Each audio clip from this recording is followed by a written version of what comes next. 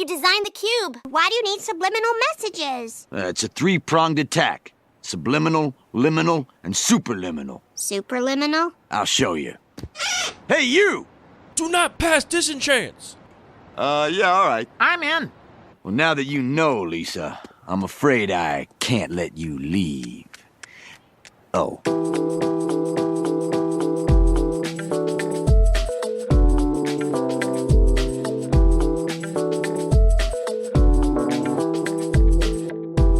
We love to think on this podcast. Welcome to another episode of Lucky Paper Radio. My name is Andy. Thank you for tuning in. I'm here as always with my co-host Anthony, owner of a really big jar Maddox. It's a huge jar and everybody knows me for it. I'm the big jar guy. You pulling up that picture of that big jar? No, I was actually pulling up the listener email so I could okay, the thing that's actually important. No, the jar is really important. It's a really important jar. I think the jar is very important. Otherwise, all of everything that's going to go in the jar would be on my floor, and that would be a huge, huge mess. So it's very important that I have a huge, huge jar. This is for making rice wine specifically. Yes. I got to do it while the weather is cold. Yeah, I mean, you end up with like...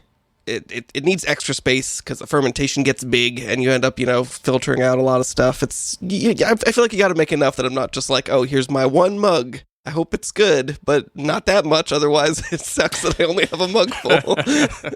Got to fail big. Ooh, I've been sick. I'm still recovering. It sucks. I hate being sick. I'm glad you're mostly feeling better. I hope you aren't giving it to me right now. I'm 99% sure I'm not contagious of any kind. Excellent. Just a lingering cough. Here's a question for you. I'm coming out of my 2 full weeks basically of sickness. Now looking forward to Pickle Party. Do I have time to pickle anything before Pickle Party or not really? Yeah, definitely. I mean, there's some things that take just like a couple days, and you can also do like a quick pickle. Just like quick pickle doesn't count. Come on, don't disrespect me like that. I'm telling people it counts. If I want to properly pickle something, I don't want to use vinegar. I just want to use salt and thyme. I mean, it's like most fermentations, I would say, it depends a lot on temperature. Take like 6 days. You're going to see some like active ferment, like sort of the peak is probably around day 4 for a lot of things. We're talking, just take a vegetable, add salt, wait. Great. Many things you want to mature more than that, but like kimchi, I would say is a good thing that I like it more at like 2 to 3 weeks when it's a little bit funkier, but I think that many people enjoy it at like the 4 or 5 day mark. So yeah, there's lots of options. Okay. I'm going to do that tonight probably. Me too. I'm going to go home and make more pickles. We're all going to go home and make more pickles. Oh, wait. I forgot. More exciting stuff before we get to our main topic. Mailbag. We have... I'm sorry. This is great There's going to be some coughs in this episode. I'm sorry. You just got to get over it, people. All right. I'll give you the one thick one or the 2 thin ones. Which one do you want? I'll take the thick one. All right, you get the one thick one. I'll give you 2 thin ones. This is mail sent to our P.O. Box 4855, Baltimore, Maryland, 21211. I will open this first one here, and if any of these shouldn't be open on air, we'll find out. This is from listener Joe. I think I can say Joe's last name because it's Anderson. Joe Anderson we all know and love from Santa Rosa, California. Joe Anderson says, oh, this is Joe Anderson's Christmas card with Joe and his husband. I will not read the details of Joe's Christmas card aloud, but thank you, Joe, for the Christmas card sent to the P.O. Box. Thank you, Joe. All right, we got a letter here from a different Joe, a Joseph. I don't know if they prefer a Joe. Well, what does it say on the return address? Joseph or Joe? Joseph. Well, then it's Joseph. Okay, great. We got a Skibbity toilet trading card. Excuse me? Okay, so it's funny because why do I know anything about Skibbity Toilet? I was listening to some podcast. Do you know anything about it? I know about it only through this like some podcast talking about how there's something actually kind of interesting about it. Oh, that's news to me. I don't know. It seems kind of like the sort of, what do you call it? Harbinger of the end times. Okay, no. You think like more than the other stuff going on, Skibbity Toilet is the harbinger of the end times? I mean, in some ways. I don't know. There's a lot going on. All right, we got Cameraman. These are really sparkly. Wow. We got the classic Skibbity Toilet. We got... Oh, we opened a Skibbity Toilet? I don't know who this guy is. He's unlabeled. We just have a thwoop. That's cool. You gotta have a thwoop. Wow. And then we got a card. Oh my God, there's so much stuff in here. Joseph, you sent us so many things. $10,000 man, a jury-rigged cyborg, toughness 1. Is this a magic card? I have no idea. You're just kind of saying words. You're just kind of saying words salad. Describe this. Okay, let me see it. Pass it over. I'll describe that one. No, this is definitely not a magic card. I can say that with confidence, which is hard to say these days. It is artwork by Dan Frazier. It's a Shadow Fist card, whatever Shadow Fist is. Cannot turn to heal. Boy, very relatable. And we have some foil card. This one does have a magic back, but I don't think that this is a real magic card. Well, that could be a secret lair or something. Let me see that one. Who knows? It's called Wanderer. It costs 1 colorless mana. Not generic, 1 colorless. It has half a toughness. Okay, so it's a human hermit. It's got Shroud, Landwalk, Landhome, a Taxi Churn of Able. Great, what a card. And we got a card. Hello, Andy and Anthony. I hope you all had a great holiday season. I've given each one of you a white elephant gift and a pack to pack one, pick one from. Okay, so we have to pack one, pick one from this. Let me look at the pack. They're very thin. I've been listening since episode 44, and I'm very thankful for all you record. Well, thank you so much. This is... I actually recognize their handle. I don't want to connect handle to name. P.S. A furry made this card. Well, thank you so much. I think I'm going to pack one, pick one G toilet. I'm going with Thwoop, and it's not close. These are stickers, I assume? I don't know what I'm looking at here. Congratulations on scrambling our brain. I imagine that was largely your goal, and you have succeeded. Finally, we got a letter here from listener Graham. It appears to also be a holiday card. It says, "Hello, Andy and Anthony. We've got snow and blue skies. Everything is pretty. Didn't get to cut our tree this weekend because my person was very sick, but there's still time. I hope you're enjoying the holidays. Thanks for the podcast. Merry Christmas, Graham." We're on people's Christmas list now. Incredible. That's Thank cool. you for all the Christmas treats. Thanks for the Christmas cards, everybody. Sorry we opened them in January, but I only go to the P.O. Box every week or so. And you've been homesick. I've been so so going sick. to the P.O. Box. Oh my God, I've been sick. It's been awful. I haven't done any cube design, not even a little bit of cube design. I was going to do so much over the holiday break, and then I instead just convalesced. It's important to do sometimes. I'm not good at it. I think I'm actually pretty okay at relaxing under normal circumstances, but when it's 2 weeks of health mandated relaxing and I can't get anything done, I get so antsy. I just want to do something, but I couldn't do anything. Do something. Just do something. Kill. Matthew, bleep that. Anyway, should we talk about cube design? Set aside all these Christmas treats? Yeah. Sorry for all the coughs, people. Again, Matthew, do not bother editing out all the coughs. It's going to be too much. So everyone can just be so thankful that I'm podcasting through it. I haven't talked very much today, so part of the problem is that it's my first time talking. It's really shaking everything loose. We got a great listener email. I've gotten a lot of listener emails since we fixed our email address. Turns out that's one of the key ways to get listener email is have a functioning email address. Listener Aaron, a.k.a. Fugads, writes in and says, "Love your podcast and website. I'm a relatively new cube designer and recently finished my first cube. It got recently played by my local playgroup and it was fantastic. One of the bits of feedback I received was that the cube may have a open lane problem, capital OLP, and I'm trying to figure out what, if anything, can be done about this." And then the email goes on a little bit and basically says, have you talked about the open lane problem on your podcast? And I responded with a very simple sentence. "Hi, Aaron. What's the open lane problem? I've never heard of this phrase before." To which Aaron sent a very long email explaining what the open lane problem is. I don't think it's worth reading this word for word on the podcast. Sorry, Aaron, if you feel differently. But basically, the open lane problem is that if one player is the only one in their archetype, it ends up being very dominant. And it sounds like some players in this person's play group maybe said that, hey, some of these decks are too good if and only if there's only one player in that deck. So whether Aaron coined this terminology or not, I think he believes he got it from somewhere. We're not talking about the capital OLP open lane problem. Anthony, is this a thing you've ever experienced in cube design? I am struggling to get my head around, is this a real thing? If it is a thing, is it a problem? But I think the core of it, I totally can empathize with, or I can put myself in the seat of having that experience of just being at a table and someone saying, well, of course you 3-0'd, you got every single piece for the Reanimator deck, you weren't being fought by anybody, and your deck is just unbeatable, and this is no fun. I've absolutely heard that talk. And also, I'm mad. I have heard this talk happen at the table before. There's a lot of layers to this, as you said, and the first one is, do you want that to be the case? Because you put the deck in your cube, someone got all the pieces, ought they not win? I think that's the first question for you to ask, because some deck has to be the best deck, and in some ways, if a deck that you intentionally designed and seeded into the cube is being drafted by one player and is having success, that has to be a success from a cube design perspective, at least from one perspective. There's where I think there's some nuance here, because the question is not, there's one specific deck that is overperforming consistently, and just like, okay, Reanimator is too powerful in this cube, sure, we can nerf that. Like, that's a specific problem with a very easy solution. Here, the question is, what happens if this deck is too good, but only when one person is drafting, they are not fighting it with anybody else? And that is a different question, right? You think there could be multiple decks in this cube that have this open lane problem, not just one deck. Yeah, so I think it's almost more like it's a math problem. We could think like,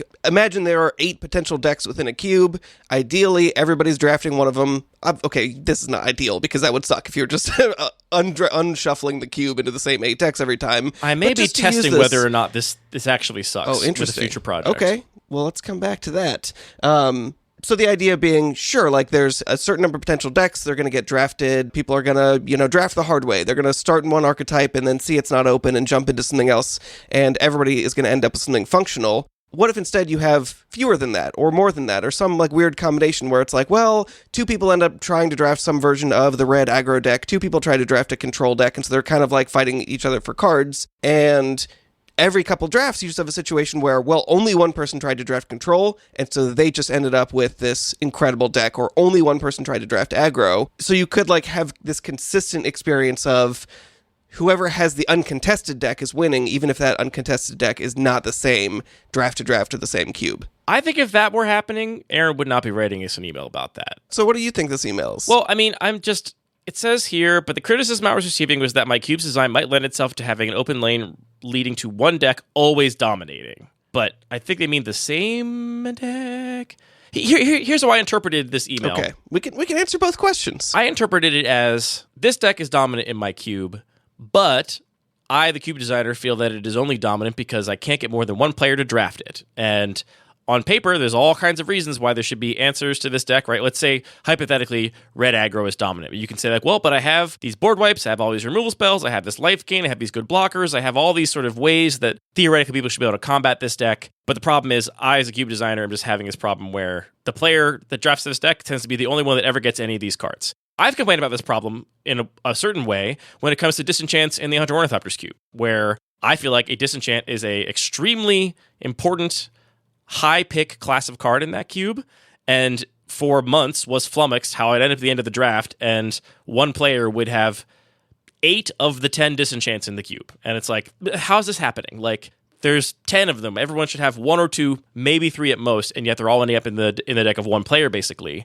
I feel like that's what the person is describing here. Have you ever experienced a cube where multiple decks are accused of being overly dominant? I can say that I've had that experience of people being frustrated that, maybe not frustrated, but pointing out that a deck was only good because it was so uncontested. But I don't think I've observed that being like a systemic issue where the same cube over and over again, multiple different decks have that same feeling. So I agree with that, at least my interpretation of the question. I definitely can empathize with that nugget of it, but I mean, yeah, it might just be a matter of player expectations. I agree that maybe these two questions are different but sort of interrelated, because if it was the same specific deck performing over and over again, you would think that it would self-correct. Like, draft is self-correcting. We talk about this all the time, that players would say, oh, the disenchant deck in 100 Ornithopters is really good, so I'm going to start taking those cards more highly. We've talked a little bit about some of the reasons why that might not be the case, or people a lot about it.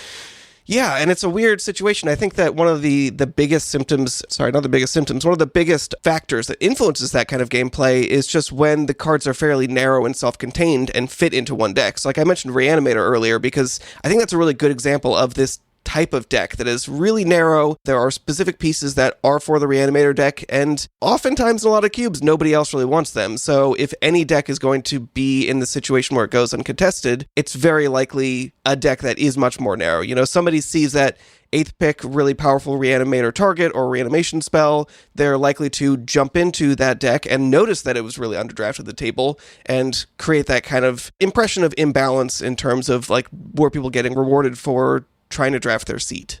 Yeah, let's talk about narrowness, because I do think that's one of the first ways you can attempt to address this problem, whether or not you're saying there's exactly one deck this happens over and over again to, or if you think there are multiple decks. Though I would say that if you're in the place where there are multiple decks that are dominant and it just depends on whichever person is in the open lane, that to me sounds like a balanced cube, where the person that drafted the most open lane had the most successful deck, and I would be hesitant to act on any player feedback about a deck being too good if it's a different deck every single week and it's always whatever drafter was in the most open lane. That just sounds like the person drafting the best keeps winning. I agree with that ultimately, and I worry that I might be having a little bit of a sort of crosstalk between my own designer mentality and player mentality, because at the core of it, like, oh, somebody found the open lane and drafted a really great deck. Like, that's what I want to be doing as a player. Like, of course I want to be rewarded for finding that open lane. And I think as a designer, I also want my players to have that experience of finding the open lane and drafting a really uncontested deck. Like, is there any downside to it that you see other than the maybe bad taste that other players get when they lose to a really powerful, like the best version of a deck? I don't think there is much downside to it, which is why I would, I guess, be circumspect about that feedback. And it could just be people complain when they lose. Sorry, that's just how Magic is. Take every piece of feedback from your players with a grain of salt.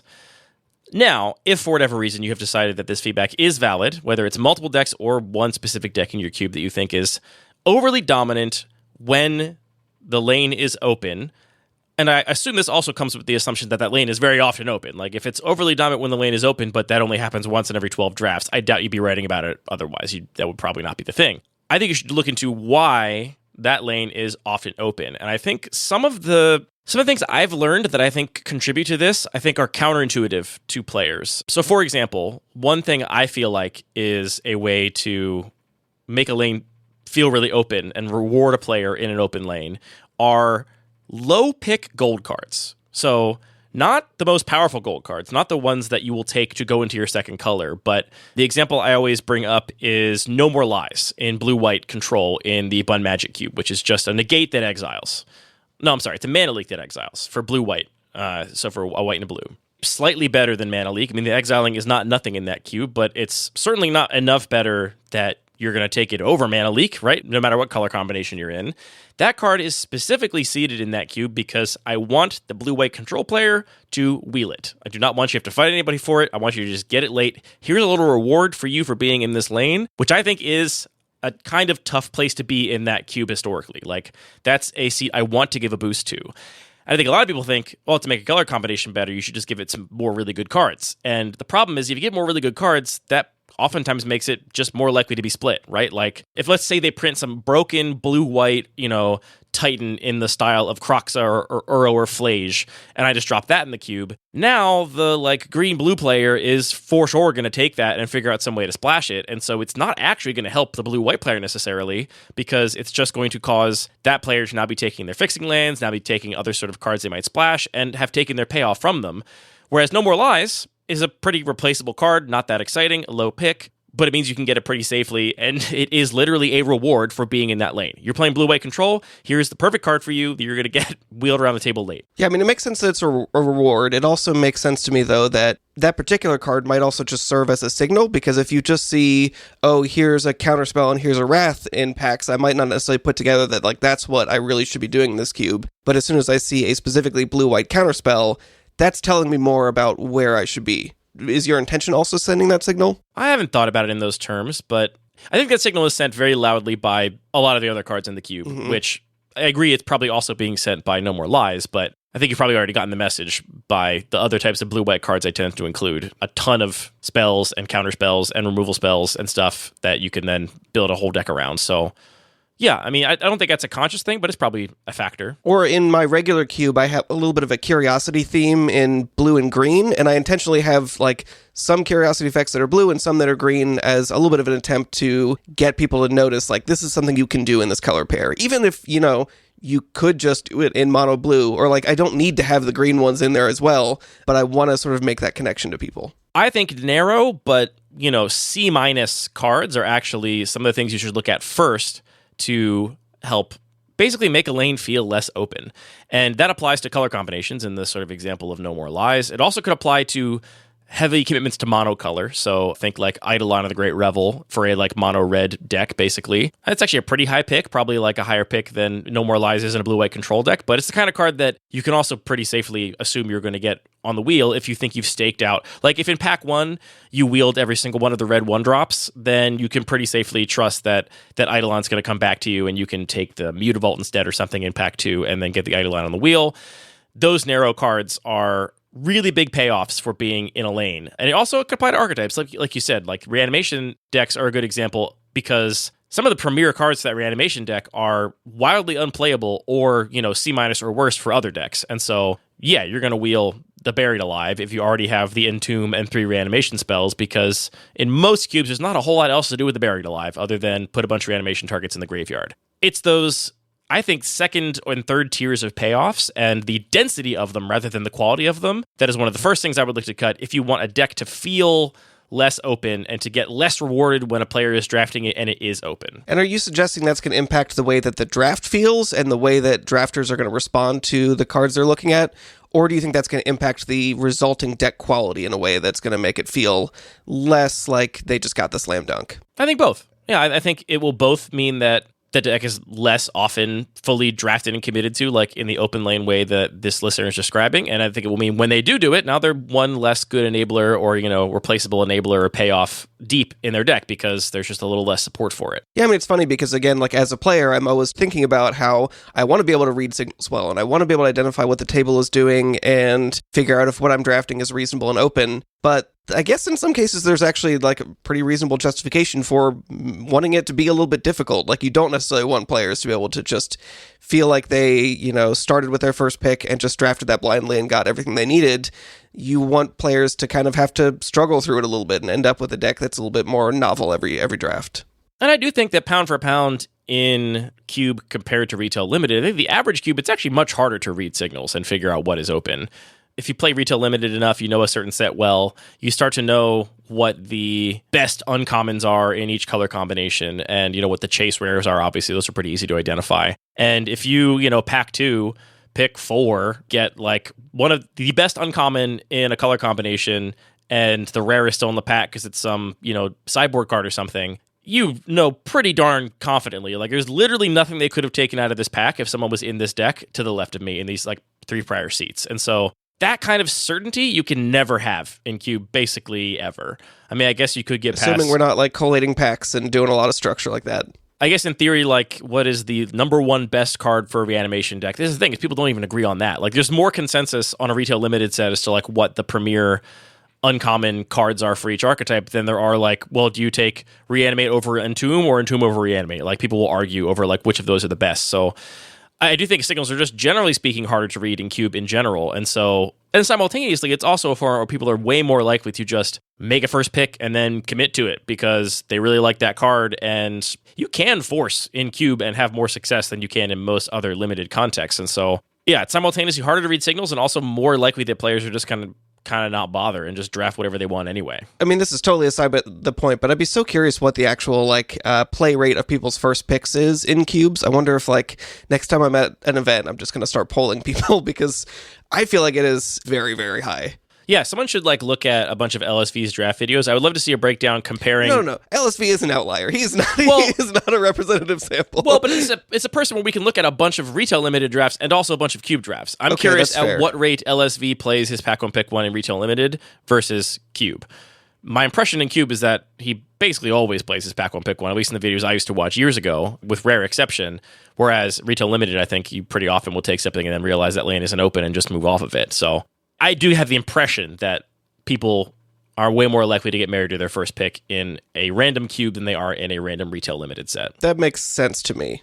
Yeah, I mean, I think the other thing about narrow cards is not only do they impact the way the draft feels and sort of push players in different directions, they're really the kinds of cards that allow a lane to be open because let's compare my regular cube that plays a lot more like a limited environment. I don't think this really happens that much because every color's kind of got removal spells and decent threats, and it's not like people are looking for specific cards that go into a really specific deck. So, okay, I wanted that removal spell in my black deck that's playing zombies versus your blue-black deck that's all about spellcasting, and we both still kind of want that card. So there's people always fighting over everything. Whereas in a Vintage Cube where you have a Reanimator deck, there are cards that are just this is only for the Reanimator deck, and that creates the opportunity for there to be that experience of a lane that is wide open. I think it does still happen sometimes in the regular cube. I've most often seen it with the zombie sub-theme, where someone's like, oops, that's true. I got literally every single card that says zombie on it. And so this Diregraph Colossus, which maybe you envisioned as a mostly 3-mana 2/2 with a little bit of upside, is now kind of cracked. But I agree it's less common there because you do tend to have more of like a light sprinkling of a couple themes rather than heavy commitment to them. I think it's also happened with the heroic deck, though, too. I've definitely seen decks where it's like, yep, I got every single thing that cares about targeting my creatures. I mean, I have one particular draft I'm thinking of, I remember at your house, that I had like the nuts, red-white, heroic deck and like could not lose a game. But I do think it is more rare in cubes where this sort of everything kind of hews a little more towards the center of the bell curve of what Magic is rather than the outliers like Reanimator decks or Storm decks or something. Right, and I love thinking about it that way because those kind of outlier decks do feel like they're just on the edge of the bell curve. And at least my intention with designing that cube is that sometimes you're doing some zombie stuff, but Cryptbreaker is also just a pretty good card. You might care about the discard. You might care about just like having an efficient threat to be able to fill up your board to like always have your curve work. There's lots of different reasons to want Cryptbreaker, and then there's only one or two that are like, this is really just for the zombie deck, and you don't really want it unless you're doing that. And I think that those overlaps make it so, like you said, decks tend to be closer to the middle of the bell curve, and only occasionally do you have those outliers. But again, like, having that, like, perfect heroic deck, isn't that fun? Right, like, I don't think you would have considered that or any of the, like, handful of times someone has had the, like, full zombie package. Or I think this has also maybe happened with, like, the artifact deck, where, like, usually there's not, like, an artifact deck at the table per se, but every once in a while someone's like, yep, I got them all. I got Traxos and all of the artifacts, and now I have, like, this theme. I feel like when that's happened, your reaction in my memory was mostly like, cool. Yeah. Like, you wanted that to happen every once in a while, and if it were happening every other draft, you might change your tune a little bit, but it's been pretty rare in at least that particular cube. Yeah, and I wonder also if the novelty of the specific deck changes things. If it's like, I'm used to seeing mono-red aggro across a bunch of different cubes, if the uncontested mono-red aggro deck is often winning in a particular cube, that might be less satisfying than, oh, you assembled this like really unique kind of deck that I've never seen before, and it's like extremely powerful, extremely focused, but still in like my broader context of cube experience, it still has a lot of novelty to it that's endearing me to getting my teeth kicked in by this really powerful deck. Do you think it's safe to say that the inverse of my sort of no more lies axiom would also hold true, that if you had a lane that often felt too open, a deck feels dominant, it feels like only one player is ever drafting this color combination, that a way to diversify that is actually perhaps unexpectedly to add more power outliers in that color combination or in that archetype? Yeah, absolutely. I think that that is kind of counterintuitive, but making those particular cards for what can be a very narrow deck more appealing to a broader range of players, like the example with the removal spells. If it's like, or maybe Heroic is an easier example, because you might have a split like Combat Trick versus removal spell that's really good for the Heroic deck, and if it's not super powerful on its own, like in any other random deck, it might be really easy for the player who's trying to draft Heroic to get access to it. But if you just swap it in for a version that's a little bit more powerful, that like, you know, I'm just playing blue-red spells, I don't really care about this heroic aspect of it, the fact that it's a mode that can target my own creature, but it's just really good as a removal spell, then it's not going to be as easy for a player to bank on those like critical pieces and get the things they want on the wheel, and they'll actually have to fight other players for the particular cards they need. So like putting an Arc Lightning into your heroic exactly deck. That's a perfect example. Here's a card that every single deck is going to take in this color combination that in the regular cube is good enough to pull you into red. You might only be in one color and then see an Arc Lightning, pick 3 or 4 and be like, I guess I'm red now. I do think this is true. I feel hesitant to make any claims about this because my experience is only limited to my own personal cube design experience, and it's so hard to make any objective claims about cube design because there are so many variables, right? Like, and honestly, that's what keeps it interesting to me. That is what keeps it interesting. But I do think this is genuinely something you can do. So if you have an overly performant, let's call it like green-white +1/+1 counters deck, right? Love to see it. Everybody's favorite cube archetype, at least mine. If you have a deck that, by your own description, has this open lane problem, this green-white counters deck where everybody doesn't draft it except for one player, that one player ends up in it, they get all the pieces, and they have a sort of crack deck every time, maybe the thing to do is add Hangerback Walker or Walking Ballista or, you know, one of these cards that would be a really high pick in that deck, but also is a really high pick for a lot of other decks. And what that's actually likely to do is mean that, okay, a player's going to pick that Walking Ballista early in pack 1. Somebody else picked the like green-white gold card, a Conclave, whatever, the one that gets extra +1/+1 counters. You put a +1. We all know the one. We all know the guy. The 2/3 that when it dies, it gains life equal to its toughness. And I forgot that one trigger that one time at CubeCon, and the guy rubbed my face in it. So that really stuck with you, huh? That was pretty painful. So somebody else takes that green-white gold card that's for this deck, and someone else takes the Walking Ballista. Now, every single, green card that puts a +1/+1 counter on a creature, you have both those players looking at it and considering it in a pack. Whereas if you didn't have the Walking Ballista in the cube, no one took it pack 1, pick 1, and now that person that is playing the green-white, gold payoff is the only one that's seeing those green +1/+1 counter cards and thinking about them at all. It sounds weird to say, this deck is too good, what do I do? And the answer is add more cards this deck really wants, but I do think that it is an under-discussed topic of how you actually manipulate players' motivations during the draft, because I think we've all had the experience of having a deck in a cube we designed that we were convinced was good, but could not get players to draft. That happens sometimes, where you have full support for something, full support for a theme, but what you lack is a really appealing and committal card that someone's going to high pick and then decide that's the deck they're going to draft, or that's going to then recontextualize all their future draft picks. A good example for this is I think a lot of cubes feel like they're lacking a mid-range signpost. How do you end up in the green mid-range deck? And you just put me in the pod. We'll make it happen. You put Anthony in the pod, or, I think a lot of people's explanation is that they nothing else was open, and so it was kind of the default. You just fall back on this if you need to. But one way to make sure that you always have a green mid-range drafter is to put some really appealing high picks for that deck that only go in a green mid-range deck, your Garruk Wildspeaker or whatever, in the cube, and that just is going to put people in that mindset early on. Yeah, I mean, that makes sense to tie it back to that idea of signaling, because I think you're right, and the Disenchant deck in the Ornithopter cube is a good example of something where you might not look at any particular individual Disenchant and think, this is a really high pick, this pulls me into this archetype, but somebody who knows it's there can identify that, well, if I have a certain density of these cards that don't individually look that appealing, I can kind of hack this format. Yeah. Whereas if you have here's this one Disenchant that's obviously busted, your what was my favorite card that you got rid of? The one with Spree?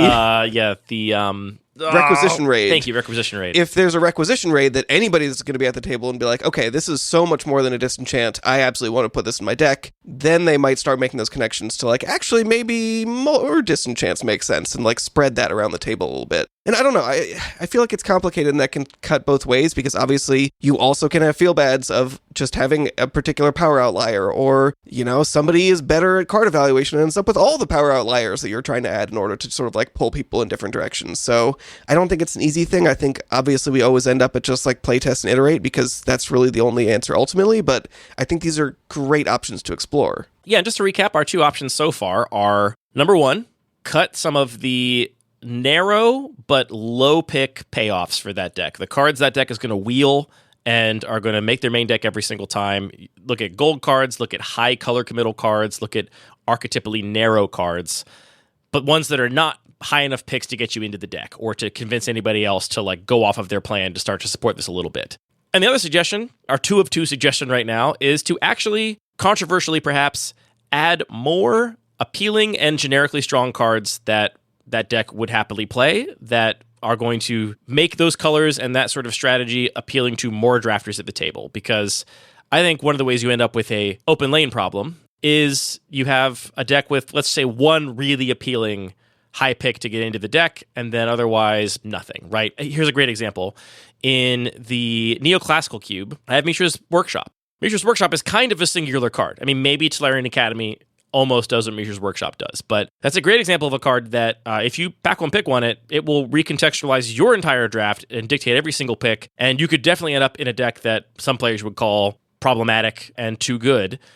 Conversely, that card sometimes just wheels around the table in pack 3 because nobody's in that deck, and so nobody even wants it at that point. It is possible that card can either be the headliner, the reason you started drafting this deck, the whole direction of the draft, or it could be sideboard. It could be something no one ends up playing at all. I think when you have just one card that is that good, that can sometimes lead to this sort of play pattern. To our broader point about context, I think that's a cube where the expectations are set enough that there's going to be some really spiky high highs to how good decks can be, and so I actually don't often get complaints about that feeling like a quote-unquote open lane problem, because people are more just oh yeah, this is the kind of cube where we kind of get to take turns doing our thing sometimes, and you had turn 1 Mishra's Workshop in 2 games, and so good for you. I mean, it's also a cube where your opponent's going to play Mishra's Workshop into Triskelion, and you're going to be I'm losing to Triskelion?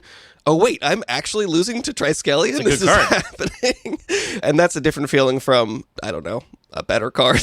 Yeah, there's a different conversation there about I have found that enablers being huge power outliers has, generally speaking, felt a lot less bad to me and my players than payoffs being big power outliers. People don't feel like they're losing to Brainstorm in the same way as, Oko. Yeah, when Mishra's Workshop into Juggernaut Triskelion kills you, you're kind of like, all right, I mean, that was kind of cool. Juggernaut is cool. And you were like, people do like that Juggernaut. was kind of cool.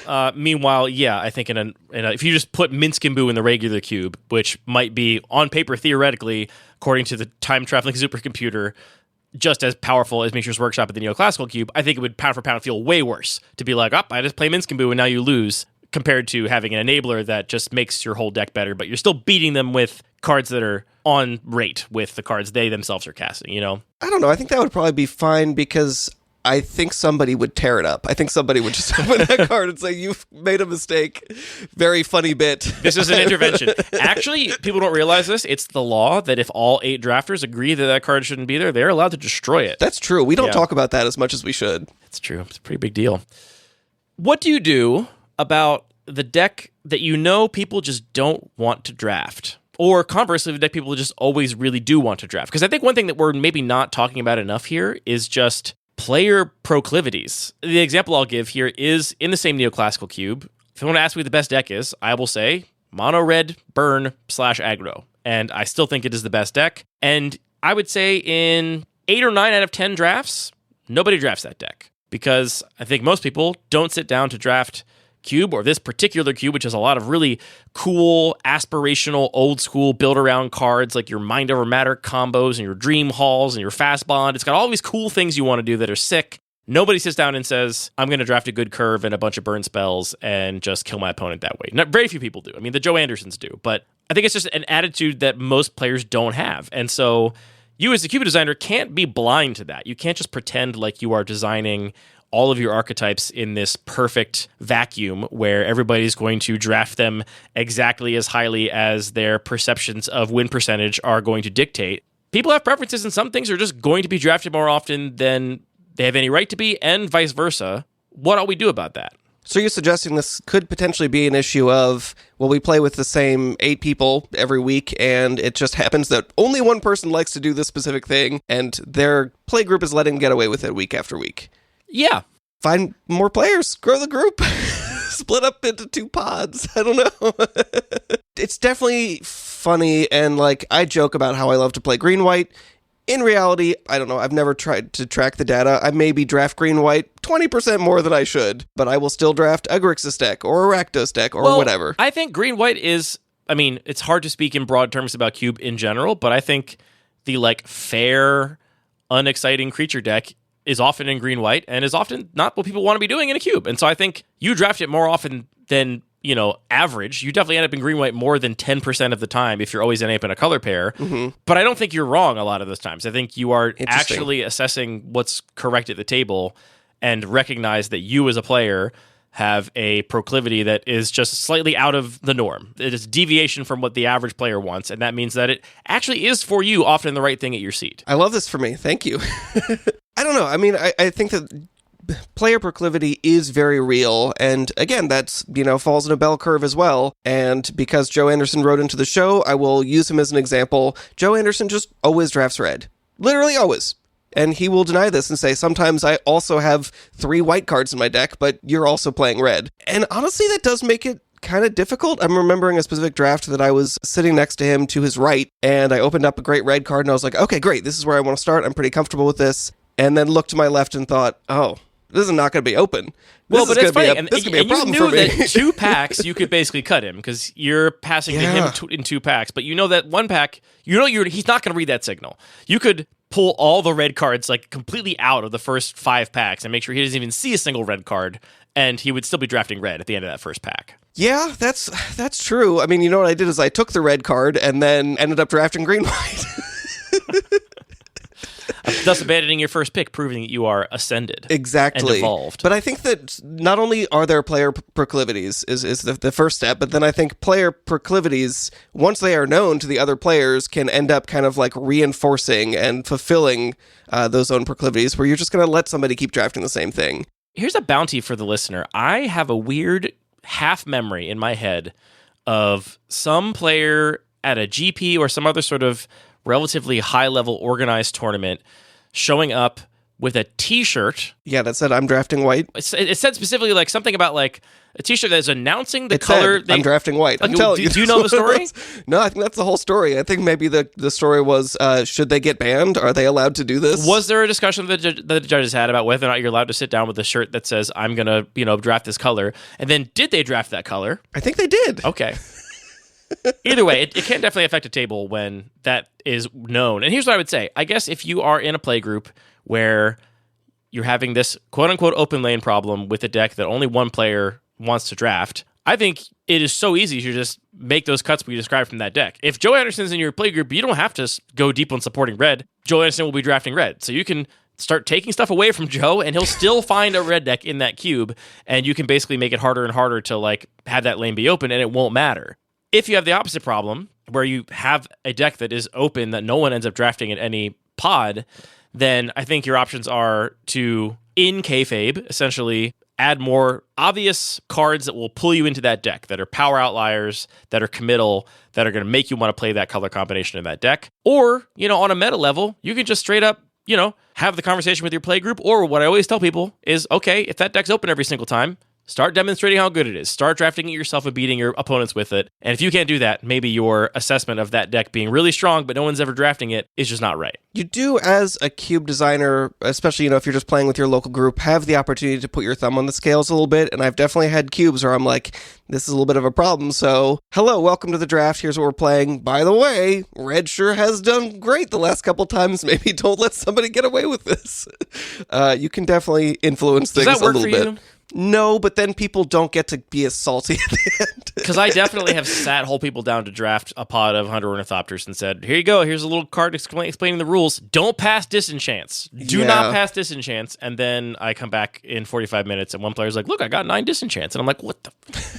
No one listened to me. Yeah, it's tough. I mean, that's at the end is the challenge is nobody listens.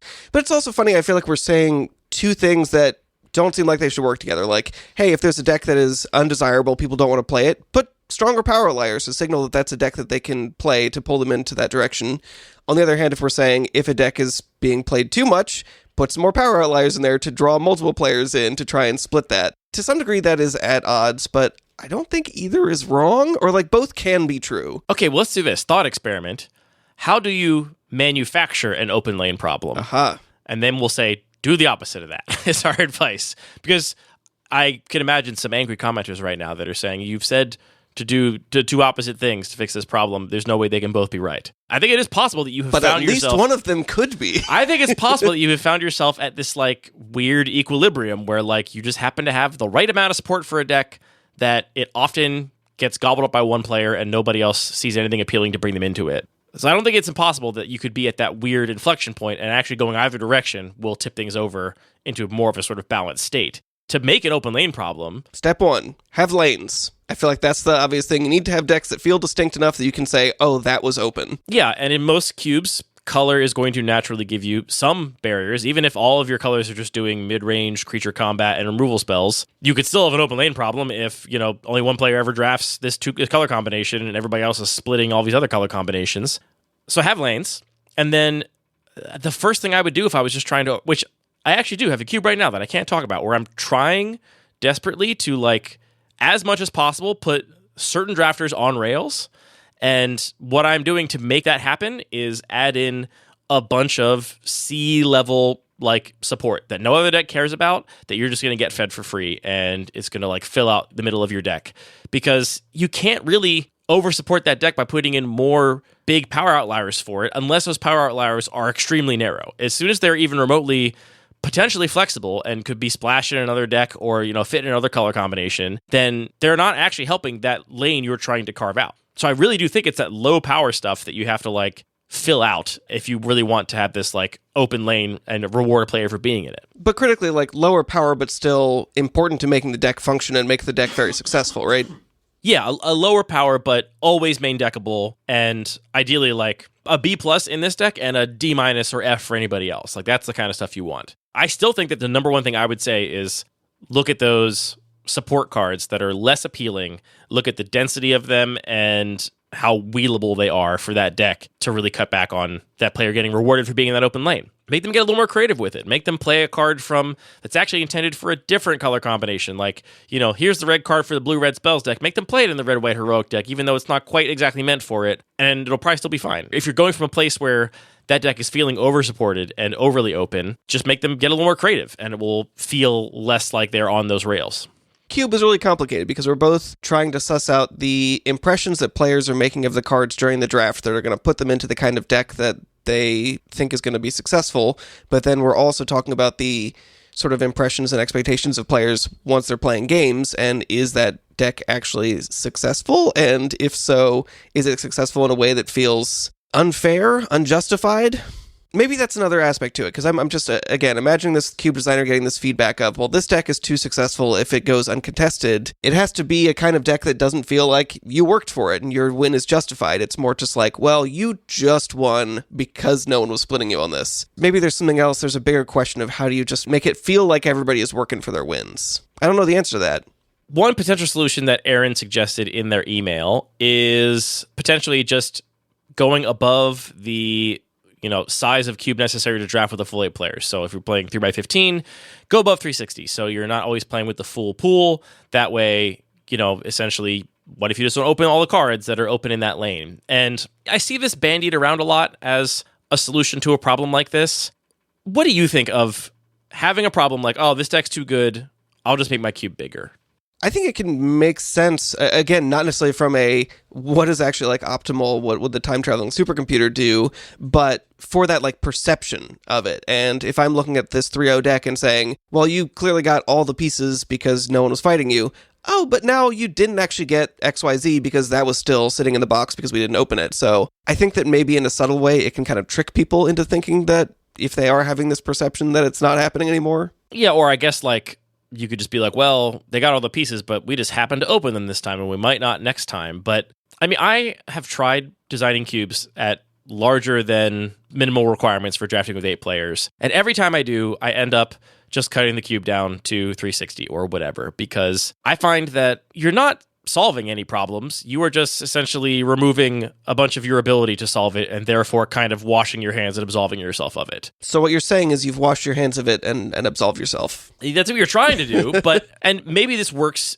in as much as it gets your playgroup to stop complaining about it. And maybe that's your only goal, and if it is, then sure, maybe going bigger is going to solve your problem. But that's not what I would be interested in as a cube designer. The reason I love this creative practice is because I want to try and solve this problem for real, and I want to be able to address it in a way that my decisions actually impact what's happening in the draft and in the games. And as soon as you go bigger than that, yeah, you're tying your hands a little bit, and therefore you can be like, sorry, my hands are tied, sorry, that deck was too good, but I couldn't control which cards were opened. When you could just actually fix the problem, which is what I always prefer to do. And no slighting anybody that does like to play bigger than 360 cubes or whatever, but I would not use it as a way to solve this problem unless you're willing to accept that you are only solving it in as much as you are removing your playgroup's ability to complain about it because you have essentially kneecapped yourself. I don't agree with that characterization. I think that what we were saying before about just introducing some more variance and making it harder to read the signals seems totally reasonable to me. And it's not harder to read the signals. I just like having that extra flexibility of just, here's some more cards. If I want to put in some more cards, I can. I don't have to like one in, one out. Well, that's fine. I'm saying if you are making your cube bigger specifically to try and solve a problem like this, I just don't think you are. Right? I don't know. I think in some narrow cases... There's the illusion of more variance, but like every time you sit down to draft, you're going to have 360 cards in the packs, and... It's a brand new cube, in a way. But it's always a brand new cube, baby. I can think of like some very narrow examples. Like, I know a certain person likes to draft a certain type of deck in the Turbo Cube, and I can picture them in their draft being like, well, I need one of X effect, and there are 3 in the cube. Okay, you're thinking of Allison. You can just say it. And it's clear the mind, and whatever that Phyrexian guy Transplant theorist. Yeah, and so if she sees the third of those going by, she's like, I am taking this over anything else, because like my deck needs this. That would be a little bit harder to draft in that way. So maybe we need to do a full like psych evaluation on the particular player who is making this complaint, because if they are that kind of player, then maybe making the cube bigger makes sense. But then you're just saying, okay, sometimes I'm going to let this player do, like if you don't want Allison to do that, just cut those cards. I don't not want her to do that. I just also want to be the person to do that sometimes. Fair. I don't know. It has never felt like a solution to me to just make the cube bigger to any problem whatsoever. Does allow you to go, sorry, the hands are tied. It's not my fault that you opened all 3 of those bomb cards for that particular archetype. And like, if anything, I think it's going to lead to more of this complaint just because, oh, you happen to open all the cards for the green-white counters deck, and I didn't open this really good card. Like, people are going to be going through the box after the draft and saying, I didn't open this card that is supposed to be an answer to this deck, but they opened everything they wanted. Then you can say it's not my fault, but it is your fault because you made the cube bigger. So I don't know, make your cube bigger, because also when 10 players show up and you're like, perfect, we got extra cards. That's a delight. That is nice. There's a lot of reasons to make your cube bigger. I'm just saying, this is not one of them. For me to like solve a balance issue with some part of the design or development of your cube, I think you are just running from the problem and covering your eyes and saying, la, la, la, la, la, la, la, it's not a problem if you are making your cube bigger to solve it. Now, make your cube bigger because you just don't want to make cuts and you want to play more cards you like and you want to have a bigger cube in case 10 or 12 people show up. Like, that's all great. But I don't think you're fixing any problems by making it bigger just by adding quote-unquote variants. You're just running away like a coward. I support cowardice. Sometimes you just gotta run. It does have its role. So, the open lane problem. Is it real? I'm kind of still skeptical. And is it actually a problem? I think, like almost everything we talk about cube design, really it comes down to player expectations more than anything else. And I think you can manipulate those expectations with the cards you put into your cube that send particular signals, and also directly, just by telling people, draft this, it's good, it keeps the going. It's the classic liminal, subliminal, and superliminal. Exactly. Hey, you join the Navy. Hey, you, don't pass disenchants. I think I've already used that for an intro. I'm pretty sure you have. I have to check the spreadsheet, see if I can figure that out. I think it's only a problem if you think it is. And that's important when I say you, the cube designer, think it's a problem. Just because a player is complaining that they got beat by some deck that they think was better than theirs, you should listen, but then take it with a big grain of salt. We've said over and over again, we'll continue to say, you should treat that feedback like a patient complaining about a symptom. They might not know what medication to prescribe themselves. They might not know what their actual problem is, but they know their foot hurts or whatever. Their experience of pain is real. And maybe it's just you find out that, you know what, this particular patient is just awfully whiny. And so maybe they're not invited back to the next cube night because Classic they're always diagnosis. complaining about whatever. But you got to decide if it's a problem for you. Your players don't get to decide if it's a problem. You get to decide if it's a problem. And unless all 8 of them agree. Oh yeah, then they can vote on whatever they want. Do whatever they want. Yeah, that is in fact how it works. And that's communism, children. Whew, I've been on the cusp of coughing for a long time. Maybe you could hear my voice. And on that bombshell, that's the conclusion of this episode of Lucky Paper Radio. Thank you, everybody, for tuning in.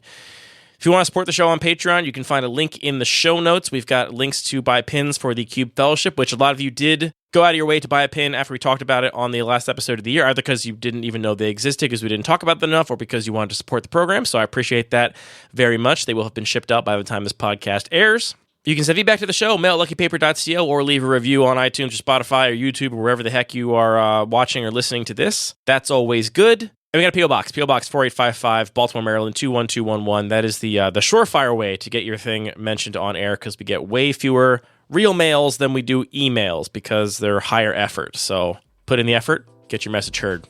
All the music for this show is produced by DJ James Nasty, and the show is edited by Matthew. All the magic cards are produced by Wizards of the Coast. If we got any of the rules text of those magic cards wrong, that was 100% intentional to bait you for engagement, to help broaden our show's footprint on social media. Don't get baited. Anthony, thank you for the gift of friendship and for the gift of Cube. Thank you for talking about the Skibbity Toilet trading card game with me. Still not really sure what's going on here. I actually appreciate, this is going to sound really rude. Okay, you can just not say it. I could, but I'm going to.